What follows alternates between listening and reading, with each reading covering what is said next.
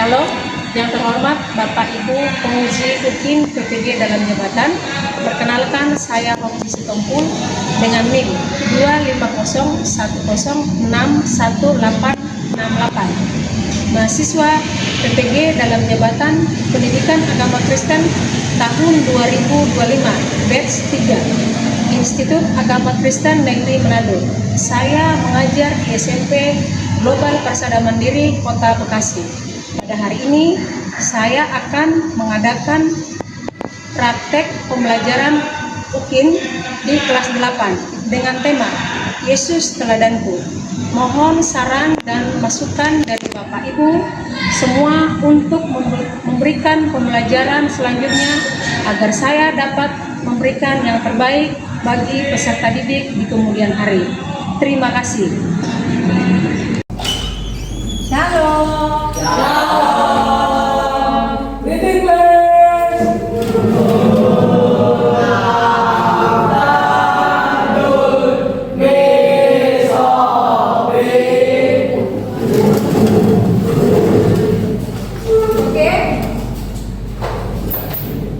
Sebelum kita belajar, kita berdoa dulu, nyanyi dulu.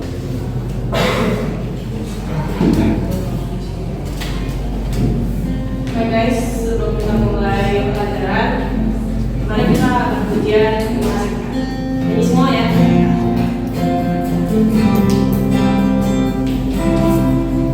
Terima kasih Tuhan untuk kasih setiamu yang Tuhan alami dalam hidupku. Terima kasih Yesus untuk kebaikanmu sepanjang hidupku bagimu. Mari kita bersama. Kita berdoa untuk saudaraku atas pertemuan hari ini kami dapat berkumpul pada hari ini. Kita akan belajar pada hari ini yang Tuhan. Ya Tuhan, berkati kami semua agar kami dapat mencerna pelajaran dengan baik ya Tuhan. Nanti juga bisa dia akan memimpin pembelajaran hari ini. Hanya di dalam nama Tuhan Yesus Kristus kami telah berdoa dan mengucap syukur. Ya, amin. Oke, terima kasih Novela. Hari ini siapa yang akan masuk? Ya, Aurel. Aurel. Felicia. Devi. Justin. Oke. Yang masuk hari ini 17. Yang nggak masuk orang. Oke. Ya, hari ini kita mau belajar. Kita belajar tentang teladan. Yesus adalah teladanku. Ini kita ambil dari bab 5. Apa judulnya?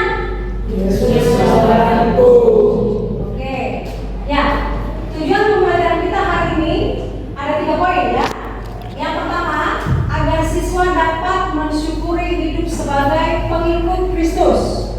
Kita semua pengikut Kristus, benar nggak? Ada di sini yang agama Muslim? Udah? Ada, jadi semua pengikut Kristus. Jadi kita harus menyadari, ya, bersyukur. Itu yang pertama. Yang kedua, menunjukkan perilaku sikap hidup sebagai orang beriman. Ya, jadi kita bukan langsung orang beriman, enggak, tapi butuh proses. Berperilaku yang baik, bersikap yang baik, itu yang perlu kita lakukan, itu yang perlu kita pelajari untuk saat ini. Dan yang ketiga, memahami hidup beriman sesuai teladan Yesus. Teladan Yesus ini sangat banyak yang perlu kita lihat, ya. Bisa mengimani, mempercayai apa yang akan diajarkan Yesus kepada kita. Jadi 3 poin ini yang perlu kita harus pahami hari ini. Oke? Nih, pengertian teladan. Ya. Kata teladan diambil dari kata teladan. Menurut Kamus Besar Bahasa Indonesia, kata teladan memiliki arti yaitu sesuatu yang patut ditiru ya, atau hal yang baik untuk dicontoh, baik dalam perbuatan, kelakuan, sifat, ya, dan masih banyak hal-hal yang menyimpang itu maksudnya ya. Jadi apa yang diberikan Yohanes 13 ayat 15 ini teladan buat kita yang patut kita lakukan, perbuat gitu ya. Jadi Yesus Kristus adalah teladan utama bagi umat Kristen, ya. Itu yang paling utama buat kita, itu teladan yang patut kita tiru, baik dalam perkataan atau dalam kasih, pengorbanan, pengampunan gitu ya. Jadi hidup dalam rendah hati, itu yang sifat-sifat Yesus yang selalu kita lihat. Ya, paham ya sampai di sini ya? Paham ya? Saya mau contoh dulu. Nih, kita lihat ya. Oke.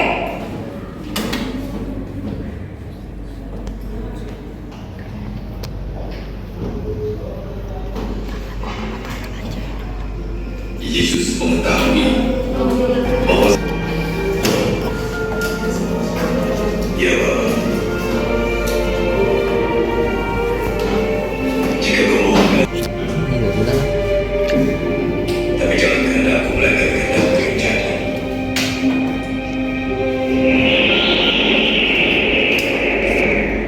Ada malaikat dari surga memberikan kekuatan pada Yesus karena begitu berat beban yang ditanggung-Nya, sehingga perutnya menetes bagaikan titik-titik darah.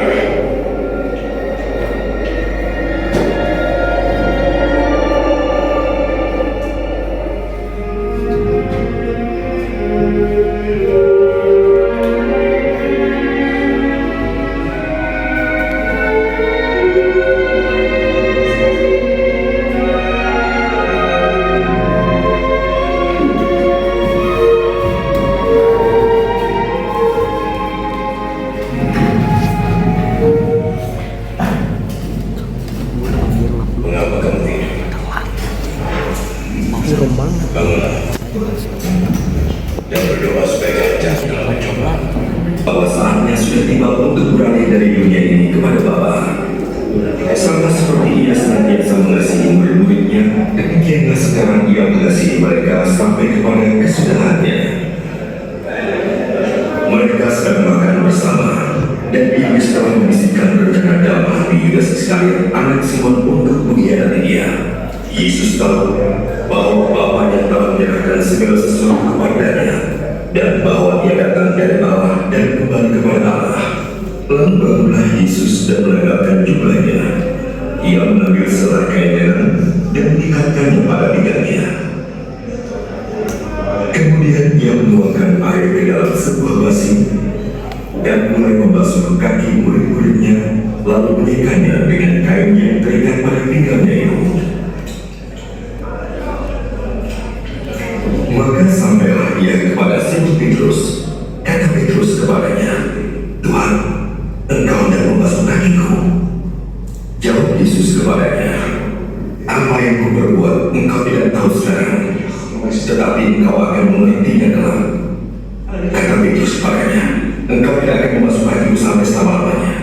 Jawab Yesus, "Jikalau aku tidak membasuh engkau tidak mendapat bagian dalam aku." Kata Simon Petrus kepadanya, "Tuhan, jangan hanya kakiku saja, tetapi juga tangan dan kepalaku."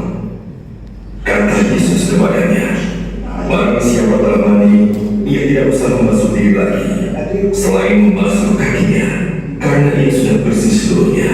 Juga kamu sudah bersih, hanya tidak semua. Sebab Ia tahu siapa yang akan menyerahkan Dia. Karena itu Ia berkata, tidak semua kamu bersih." Sesudah Ia membasuh kaki mereka, Ia mengenakan pakaiannya dan kembali ke tempatnya. Kami perlu Kau sekarang, Tuhan. Oke, sampai di situ dulu ya. Jadi ada tadi 4 poin ya, pengajaran yang diberikan Yesus kepada kita. Ini contohnya. Yang pertama, Yesus berdoa di Taman Getsemani. Yang kedua, Yesus membasuh kaki muridnya. Yang ketiga, Yesus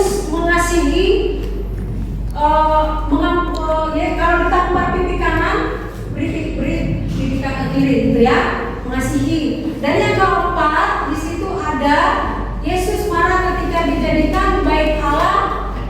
Video tonton ini saya mau bagi bikin kelompok. Silakan cari ya. Saya akan ganti LKPD-nya. Silakan dicari teladan apa yang bisa kita lihat dari Yesus. Nomor 1, nomor 2.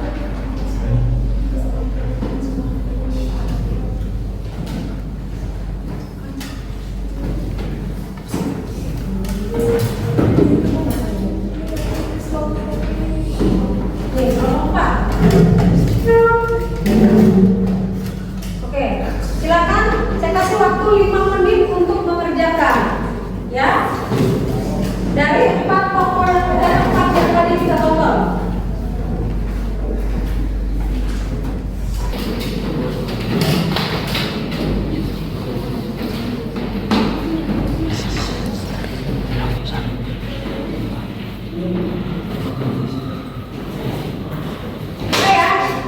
Waktunya sudah selesai. Sudah siap semua? Sudah siap semua belum? Sudah. Yang sudah kelompok 4 udah. Kelompok 2 udah? Sudah. Kelompok 1? Kelompok 3? Oke, sekarang kelompok 1 dulu. Dari kelompok 1 ke kelompok 4 dulu.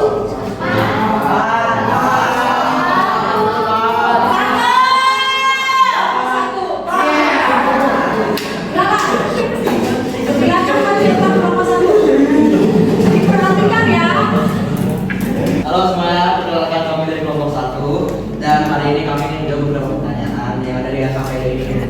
Materi kita itu tentang Yesus yang membasuh kaki para muridnya.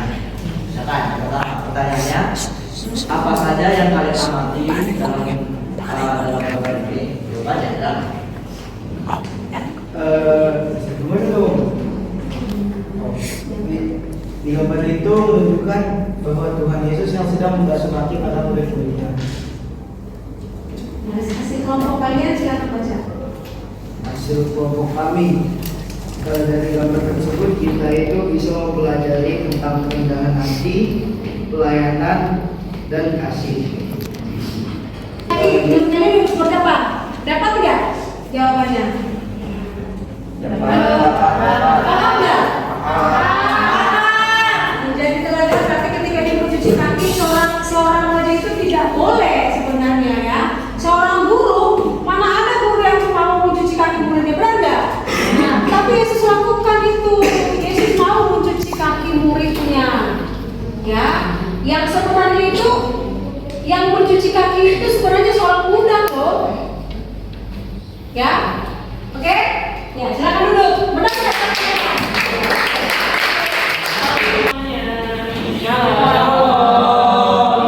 Kita dari kelompok 2 ya, kita akan menjelaskan tentang materi kita. Baik, menurut hasilnya, menurut kami, kenapa Yesus perlu dibasuh seperti yang ada di gambar itu sama video tadi? Karena Yesus ingin memberi kita teladan bahwa manusia membutuhkan hubungan yang dekat dengan Tuhan. Meskipun Yesus adalah Tuhan yang penuh kuasa, Dia hidup sebagai manusia dan Dia tetap menunjukkan pentingnya berkomunikasi dengan Bapa di sana. Sikap dalam berdoa yang kami pahami adalah sikap dalam doa dengan rendah hati, penuh iman dan tulus. Kita harus berdoa dengan hati yang tenang, tidak tergesa-gesa, serta percaya bahwa Tuhan selalu mendengar doa kita dan penuh percaya pada Tuhan. Ulang yang pertama suaranya kurang kencang. Ya. Bukan soalnya. Kan yang di sini kan jawabannya perlu. Ya, suaranya jangan dikecilin. Ya, disimak ya, yang lain diikuti disimak ya.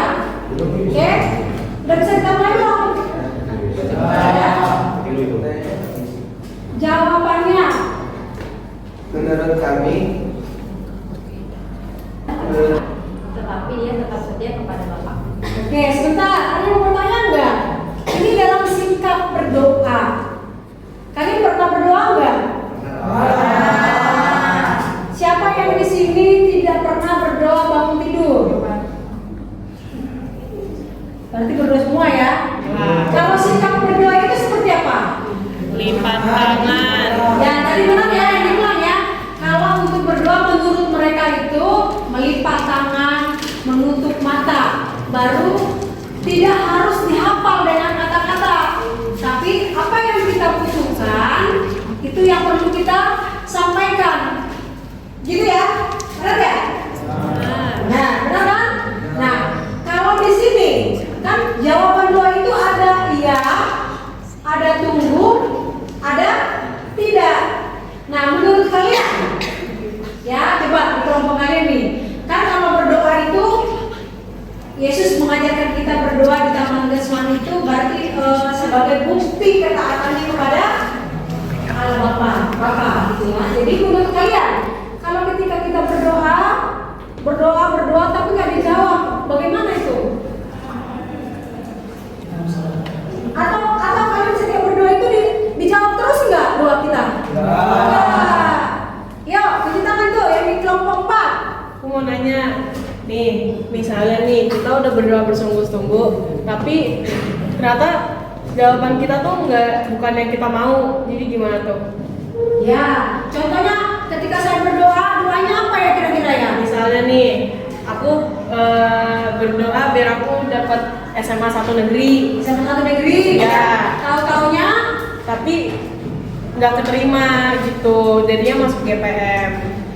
ya, siapa yang bisa jawab? Menurut kalian gimana itu? Dia berdoa nih dengan sungguh-sungguh, doanya itu kalau boleh saya mau masuk ke negeri. Ternyata masuknya di swasta, masuknya di GPM. Ayo, menurut kalian gimana itu? Ini tentang doa ya. Ayo, menurut kalian gimana itu? Kalau menurut kita sih lebih baik kita bersyukur aja, karena pasti nanti ada yang lebih baik lagi di masa depan. Ya, benar. Jadi intinya begini, kamu itu pengen masuk ke negeri gitu ya, SMA 1 negeri dengan tujuan supaya tidak bayar SPP. Berarti ada yang lebih tepat, kamu di GPM. Tujuannya apa? Kita nggak tahu nanti Tuhan menginginkan kamu itu seperti apa. Jangan salah, bukan hanya di negeri bisa masuk PTN, di swasta pun bisa. Jadi jawaban doa kita itu kalau tidak dijawab dengan doamu itu yang mau masuk ke negeri, tapi kamu masuk di swasta, itu tujuannya apa? Itu yang terbaik buat kamu. Paham ya? Nah, ada lagi yang mau masuk ke kelompok ketiga. Oke, silakan duduk. Shalom semuanya. Shalom. Kita dari kelompok 3, kita bakal bahas tentang jadi semacam kita kenalan nih dirikan tempat jualan. Tapi kita nggak bakal bahas tentang jualan, kita bakal bahas program untuk orang yang sakit di gereja. Di gereja pastinya ada program untuk orang yang sakit. Kita bakal melakukan seperti itu untuk orang yang sakit dan mendoakan orang tersebut agar untuk sembuhkan. Tapi di beberapa gereja mungkin ini belum menjadi program, hanya untuk di setiap hari Jumat yang sakit saja. Biasanya beberapa program dari gereja lokalan datang ke sana seperti menjahit, bahkan pendetanya langsung. Teman-teman, kita juga pernah menjumpai beberapa teman kita yang sedang berada di rumah sakit. Di rumah sakit, biasanya kita melakukan doa bersama untuk keluarga kita. Dan saat mendengar sesuatu doa kita sedang sakit, Karena tidak sesuai, karena tidak didapatkan lagi bahwa gereja itu jadi tempat beribadah, malah dibuat tempat berjualan. Salah. Nah, kalau kamu bergereja, kamu lihat hal seperti itu, kira-kira kamu berani nggak ngomong? Di gereja kamu seperti itu nggak boleh, gereja dibuat menjadi tempat berjualan. Berani nggak ngomong seperti itu? Halo? Berani nggak kira-kira kalau kamu lihat di gereja ada yang jualan? Nggak berani. Kenapa nggak berani? Takut. Nah, tapi itu yang jelas ya. Jadi tidak boleh gereja itu dilakukan menjadi tempat apa? Ada yang lagi yang mau ditanya? Ada yang mau nambahin? Oke, silakan duduk. Ya, terima kasih Pak. Oke, di sini kita mau kasih materi kita. Materi kita itu adalah Yesus mengasihi. Nah, pas banget kita udah ketemu ayatnya, yaitu di Matius 22 ayat 39 sama Lukas 10 ayat 27. Oke, dari Lukas 10 ayat 27. Jawab orang itu, kasihilah Tuhanmu Allahmu dengan segenap hatimu dan segenap jiwamu dan segenap kekuatanmu dan dengan segenap akal budimu, dan kasihilah sesamamu manusia seperti dirimu sendiri.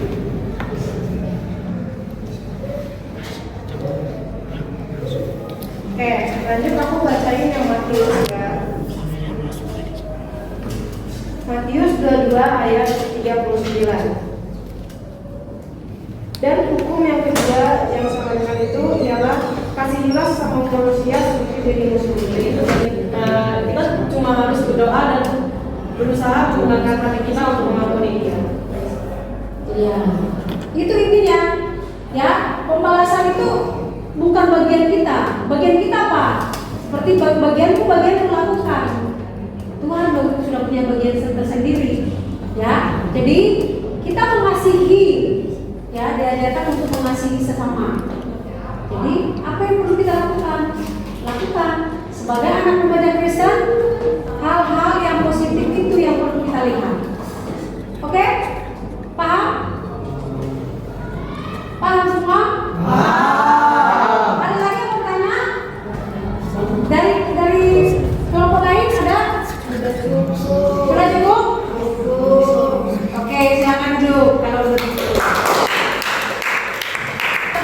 Mau pulang ya, jadi kita semangat. Kita buat dulu nyanyi dulu kita yuk, supaya semangat. Berdiri yuk, kita nyanyi apa ya? Pingpong boleh bisa, tapi ya, kita nyanyi dulu pingpong boleh bisa. Pakai tangan, oke? Semua ya, oke semangat. Jangan lepas, oke? 1, 2, 3. Pakai tangan ya.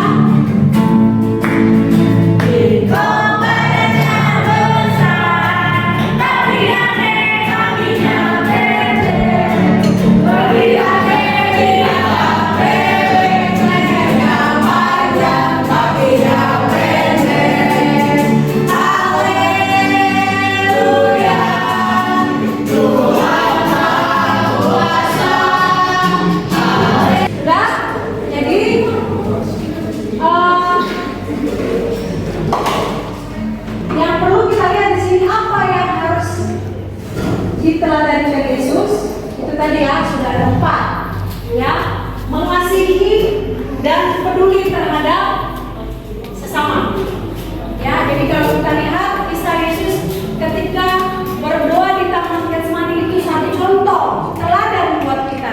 Yang malas berdoa, halo, yang malas berdoa, berarti kamu diajarkan hari ini supaya tidak malas berdoa. Nah itu ya, untuk punya musuh ya. Tapi Yesus mengajarkan kita untuk mengasihi, memaafkan. Paham ya? Oke, sekarang kesimpulannya ya. Nih, kesimpulannya adalah Yesus Kristus adalah teladan utama bagi umat Kristen. Benar nggak teladan utama Yesus? Benar nggak? Buktinya apa? Buktinya apa? Ada? Siapa tahu? Apa?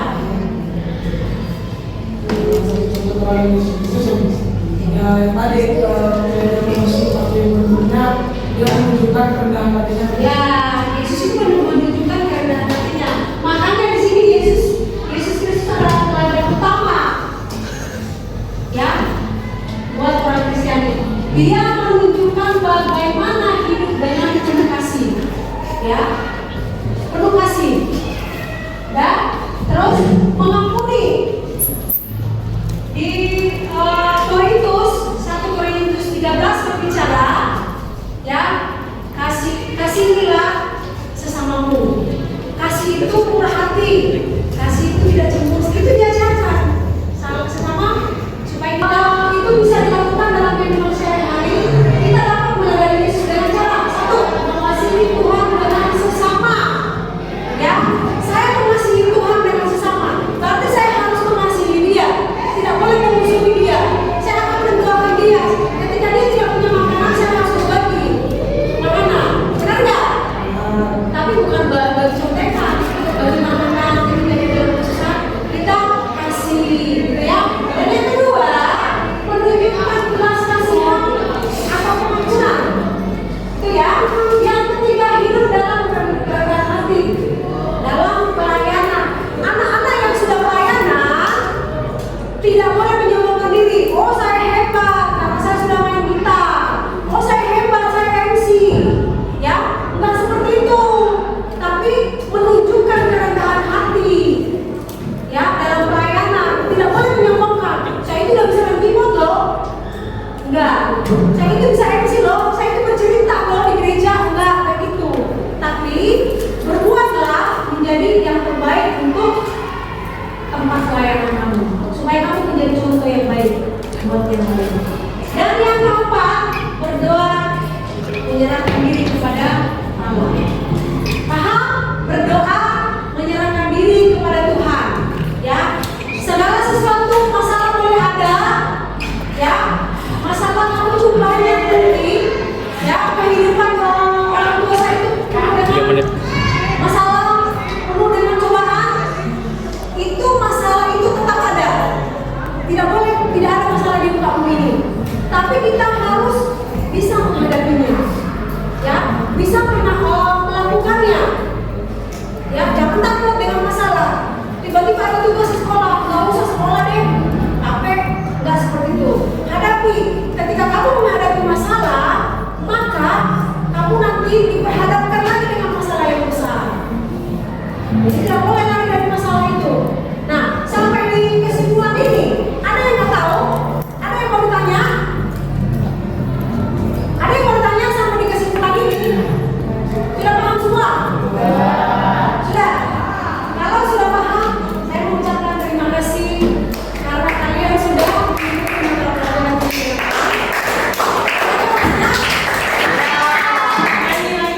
Oke, karena kita sudah selesai pelajaran, berarti tadi kita berdoa sebelum memulai pelajaran. Berarti kita tutup dengan doa. Yang mimpin doa itu bisa mimpin doa berban. Kita berdoa dulu sebelum kita menutup pelajaran. Tapi sebelum berdoa, saya mau tanya dulu. Ada yang mau ditanyakan lagi? Dalam hal apa tadi materinya? Yesus teladan. Ada yang mau tanya? Tidak ada. Sudah paham sampai di sini? Sudah. Nanti kita tutup dengan doa. Oke, kita bersatu dalam doa. Teman-teman sebelum untuk pelajaran kali ini kita masuk dulu. Masuk dulu sih. Hari ini kalau sudah Tuhan, nanti akan kamu dan kamu dan firman kami semua. Terima kasih Yesus. Ya, amin.